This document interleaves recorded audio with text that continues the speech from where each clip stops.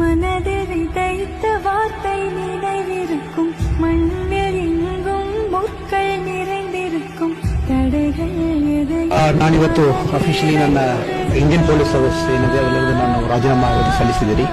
Thank you so much. Wishing all of you.